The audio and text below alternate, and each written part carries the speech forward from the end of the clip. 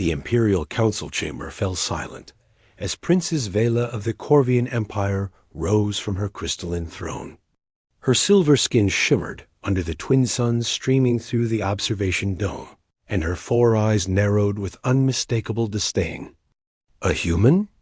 she said, her voice carrying the melodic resonance of her species. "The Grand Alliance sends us a human as a diplomatic envoy." Captain James Reed stood at attention, his dress uniform crisp despite the 3-month journey through fold space. He had endured worse receptions on colony worlds, but never from royalty, who looked at him like he was something scraped off a boot. "Your Highness," he began, keeping his tone neutral, "I come bearing the Alliance's proposal for mutual defense against the Vrex incursion in the Outer Rim." Vela descended the steps with fluid grace, her elongated limbs moving in ways that seemed to defy human anatomy. She circled him slowly, examining him as one might study an unusual insect. "Humans," she said to her assembled court, "they wage war with such primitive enthusiasm. They form emotional bonds with their soldiers. They even engage in this bizarre ritual they call kissing before battle, pressing their feeding orifices together as if sharing breath could share courage." Laughter rippled through the chamber. Reed felt heat rise to his face, but maintained his composure. "We don't kiss before battle, Your Highness," he corrected politely. "That's a misconception." "Oh?" Vela leaned closer, her face mere inches from his. "Then when do you perform this unhygienic custom?" "We Corvians share genetic information through bioluminescent pulses. We communicate devotion through harmonic resonance." "But humans? You smash your mouths together like animals." How delightfully primitive. Reed had been briefed on Corvian culture during his journey. They were an old race, technologically advanced, and deeply proud. They viewed most other species as inferior, but they saved special contempt for humans, whom they considered barbaric newcomers to the galactic stage. "With respect, Your Highness, you've never actually witnessed a kiss, have you?" Reed asked. Vela straightened, her posture stiffening. "I have seen your crude data files. I understand the mechanics perfectly well." "Understanding mechanics isn't the same as understanding meaning," Reed replied. "Just as I could never truly understand your bioluminescent exchanges by reading about them." "Are you suggesting I'm ignorant, human?" "I'm suggesting that mockery without understanding is beneath someone of your station." The chamber went deathly quiet. Several courtiers gasped. No one spoke to Princess Vela that way, certainly not a representative from a species barely 2 centuries into space travel. Vela's eyes blazed with an emotion Reed couldn't quite read. Anger? Curiosity? Perhaps both. "You dare lecture me on understanding?" she said softly, dangerously. "Very well, human. Show me. Demonstrate this kiss you claim I misunderstand." Reed blinked. "I beg your pardon?" "You heard me. Show the court how humans kiss. Prove it's more than the disgusting display we believe it to be. It was a trap, obviously. Refuse, and he'd appear cowardly, backing down from his own claims. Accept, and he'd likely be humiliated before the most powerful ruling council in 3 sectors. Reed thought of the colony worlds depending on this alliance. He thought of the Vrex war fleets massing at the border. He thought of the children in the outer settlements who would die if the Corvian fleet didn't join the defensive line. "I'll need a volunteer," he said calmly. Vela's laugh was like crystal chimes.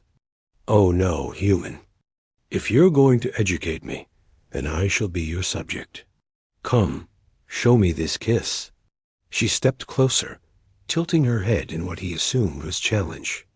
Her alien features were beautiful in their own way, elegant and otherworldly, but so different from human that the suggestion seemed absurd. "Your Highness, I don't think... Are you refusing? After all your bold words?" Reed took a slow breath.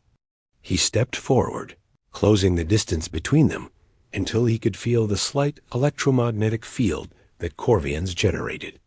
Up close, he could see the faint patterns of light that moved beneath her silver skin, the biological technology that made her species unique. "A kiss isn't just about the physical act," he said quietly, speaking to her alone now, though the entire chamber listened in rapt attention. "It's about vulnerability, trust. It's letting someone into your space, your breath, your moment. It's saying without words that you're not alone." "Poetic nonsense," Vila whispered, but her voice had lost its sharp edge. "Maybe, but your bioluminescent pulses are just light patterns to someone who doesn't understand their significance. Every culture has its own language of connection." He raised his hand slowly, telegraphing his movement, and gently touched her face. Her skin was cooler than human skin, smoother, with a faint metallic quality. She didn't pull away. "May I?" he asked. For a long moment, Vila stared at him with all four eyes. Then, almost imperceptibly, she nodded.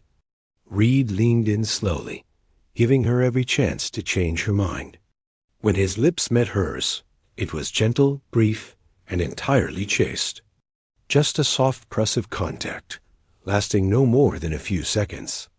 But in that moment, he felt her stillness, her surprise, and something else. The sudden spike of bioluminescence beneath her skin, patterns he couldn't read, but could see dancing in rapid, chaotic bursts.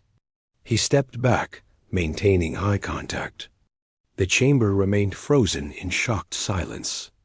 Vela touched her own lips with one long finger, her expression unreadable.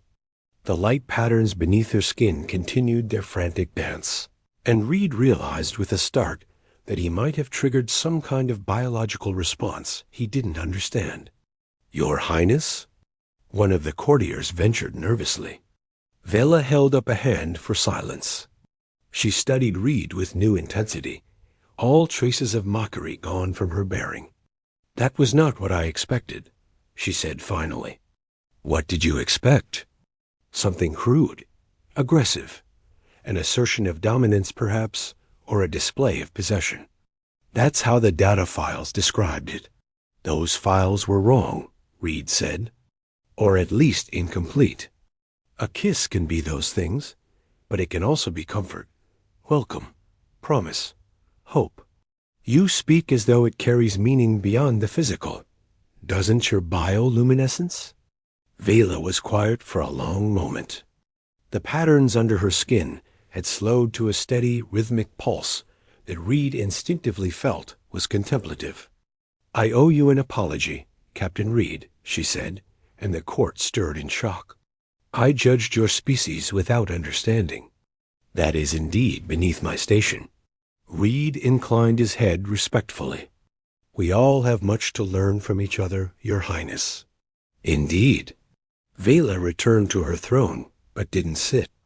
Instead, she addressed the council. "The human captain has demonstrated more courage and dignity in one moment than we have shown in this entire proceeding. He came offering alliance, and we greeted him with contempt. I move that we accept the Grand Alliance's proposal and commit our fleet to the Outer Rim defense." Murmurs of approval rippled through the chamber. Reed felt tension he hadn't realized he was carrying drain from his shoulders. "However," Vela continued, her eyes finding Reed's, "I have one condition. Captain Reed will serve as liaison officer between our forces. We clearly have much to learn about human culture, and I suspect humans have equally much to learn about ours. I would be honored, Your Highness." As the council adjourned and Reed was led away by Corvian military advisors to begin coordinating the fleet movements, Vela watched him go. Her chief counselor approached, speaking in the private harmonic frequency reserved for royal confidence. "Your Highness, your bioluminescence patterns during that kiss were highly unusual. Are you quite well?" Vela touched her lips again, remembering the strange sensation of warmth and softness, the unexpected intimacy of shared breath, and the vulnerability Reed had described. I'm not certain, she admitted, but I find myself wanting to understand more about these humans. They're not what I expected. None of us expected that display, Your Highness. No, Vela agreed, watching through the observation dome as Reed's transport prepared for departure. No, we did not. In the months that followed, as Corvian and human forces fought side by side against the Vrex invasion, Princess Vela found herself requesting Captain Reed's presence at strategy sessions far more often than strictly necessary. And each time, she learned something new about the species she had once dismissed as primitive. And sometimes, when the long tactical meetings ended and they stood alone in the observation deck watching the stars, she found herself wondering about kisses, about connection, and about the strange human who had shown her that understanding required more than data files and presumption. She never asked for another demonstration, but the memory of that one gentle kiss remained, a reminder that the galaxy was far larger and more complex than even the Corvian Empire had imagined, and that wisdom sometimes came from the most unexpected sources.